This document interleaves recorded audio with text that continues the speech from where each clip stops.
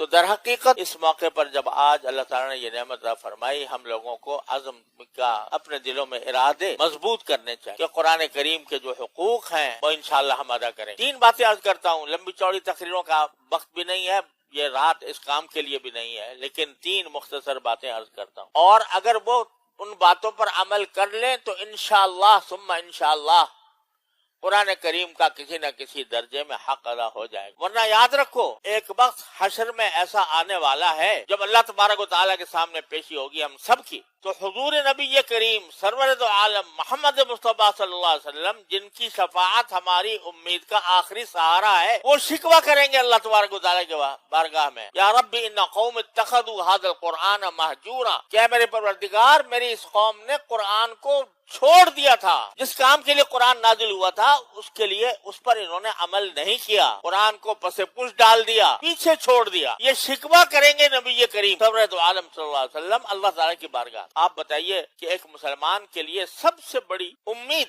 یہ ہے کہ شفیع المذنبین صلی اللہ علیہ وسلم ہمارے، اگر وہ شفاعت کے بجائے الٹی شکایت کریں، گلہ کریں اللہ تعالیٰ کے سامنے کہ اللہ میری اس قوم نے قرآن کو چھوڑ دیا، تو بتاؤ میرا آپ کا کہاں ٹھکانہ ہو۔ لہٰذا 3 حقوق ہیں قرآن کریم کے، اس موقع پر جب آج قرآن کریم کی تکمیل ہوئی ہے تو ان کا 3 کاموں کا پکا ارادہ کر لیں۔ ایک حق ہے قرآن کریم کا تلاوت بذات خود مقصود اور بذات خود نیکی ہے۔ رسول کریم سرور دو عالم صلی اللہ علیہ وسلم کا ارشاد ہے کہ آدمی جب تلاوت کرتا ہے قرآن کریم کی تو ہر حرف پر اسے 10 نیکیاں ملتی ہیں، 10 نیکیاں ملتی ہیں ہر حرف پر۔ الف لام میم فرمایا آپ نے مثال میں کہ الف لام میم کو میں ایک حرف نہیں کہتا، الف ایک حرف ہے، لام ایک حرف ہے، میم ایک حرف ہے، لہذا صرف الف لام میم کی تلاوت سے 30 نیکیاں بندے کو ملیں گی۔ یہ رسول کریم صلی اللہ علیہ وسلم۔ مگر آج ہمیں اس بات کی فکر نہیں ہے کہ نیکیاں کس طرح بڑھائی جائیں گی، نیکیاں ملنے سے کیا فائدہ ہوگا۔ اگر یہ کہتے ہیں کہ بھائی ہر پر جو ہے وہ 10 روپے ملیں گے یا $10 ملیں گے تو اس کی طرف رغبت بھی ہو جاتی ہے، لیکن سرکار دو عالم صلی اللہ علیہ وسلم فرماتے ہیں کہ اس وقت جب کہ انسان کی ساری پونجی روپے پیسہ نہیں بلکہ نیکیاں ہوں گی، وہاں نہ روپیہ ہوگا، نہ پیسہ ہوگا، نہ ڈالر ہوگا، نہ کوئی اور کرنسی، وہاں کی کرنسی تو نیکیاں ہیں۔ جو جتنی نیکیاں لے کر آئے گا اتنا ہی وہ جنت کا کے اندر کا حقدار ہوگا۔ اور اگر برابر جب تولے جائیں گے اعمال تو اس میں اگر ایک طرف میں ایک نیکی بھی کسر رہ گئی تو اس وقت پتہ لگے گا کہ نیکی کی کیا قدر و قیمت، تو نیکیوں کی قدر و قیمت وہاں۔ تلاوت ہر حرف پر ایک نیکی 10 نیکیاں لکھی جا رہی ہیں، اتنی عظیم بات۔ قرآن کو سمجھنا عمل کرنا تو اصل مقصود ہے ہی، لیکن یہ وہ نسخہ شفا ہے کہ اس کا پڑھ لینا بھی انسان کے لیے نجات کا ذریعہ ہے۔ تو پہلے زمانے میں مسلمانوں کے ہاں یہ دستور تھا، مسلمان معاشرے کا امتیاز تھا کہ صبح کو بیدار ہونے کے بعد جب تک قرآن کریم کی تلاوت نہ کر لیں اس وقت تک کسی اور کام میں نہیں لگتے۔ یہ آپ نے قرآن میں جو دیکھے ہیں نا، منزلیں لکھی ہوئی ہیں، منزل 1 منزل 2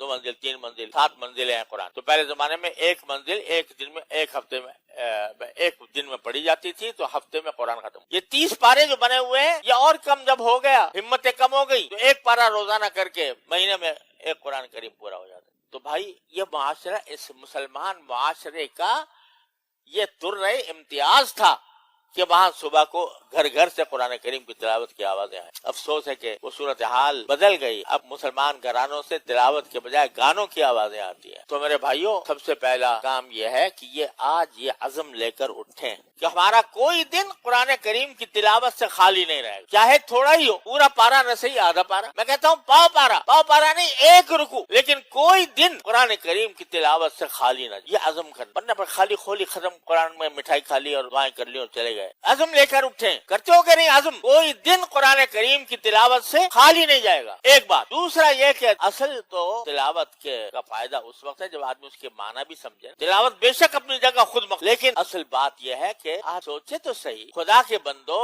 یہ تو سوچو کہ اللہ تبارک و تعالی نے تمہارے لیے ایک پیغام بھیجا ہے قرآن کی شکل میں، اس پیغام کو اٹھا کے رکھ دیا الماری میں اور پتہ نہیں کیا پیغام ملا ہے، بھیجا اللہ میں۔ کوئی تمہارا محبوب، کوئی تمہارا دوست تمہیں کوئی خط لکھے اور معلوم ہو کہ یہ میری محبت کرنے والا ہے، میرا دوست ہے، میرا عزیز ہے، اس نے خط لکھا ہے لفافے بند کر کے تمہارے پاس بھیج دیا، کیا اس کو طاق میں رکھ کر بھول جاؤ گے؟ اگر باقی اس سے محبت ہے تو اس وقت تک چین نہیں آئے گا جب تک کہ کھول کر پڑھ نہ لو کہ کیا لکھا ہے۔ لیکن قرآن اتنا بڑا پیغام نے بھیجا ہوا ہے، وہ ताक की जीनत बना हुआ है और कभी इस बात की तौफीक नहीं होती कि समझ के देखें तो सही कि है क्या हिदायत इसमें दी गई। लिहाजा हर मुसलमान के जिम्मे ये दूसरा हक ये है कि वो इस कुरान को समझने की कोशिश करे। रोजाना थोड़ा सा वक्त इस काम के लिए, कोई दिन खाली ना हो कि उसमें बैठकर कुरान करीम को का मतलब समझने की कोशिश। अल्लाह ताला के फजल करम से मुस्तनद उलमा ने तफसीरें, हर किस्म की छोटी बड़ी मुख्तसर तवील हर तरह की तफसीरें मौजूद। किसी मुस्तनद तफसीर के जरिए कुरान करीम को समझने की फिक्र करो। दूसरा हक। और तीसरा हक है भाई उसको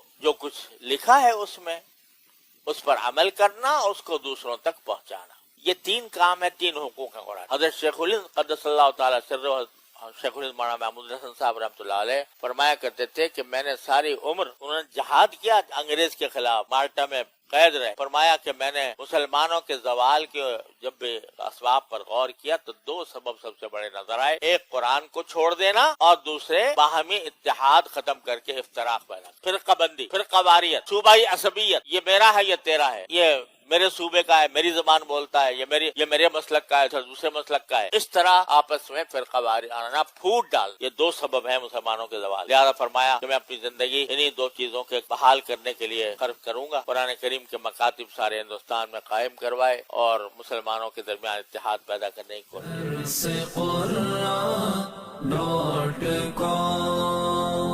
www.dasquran.com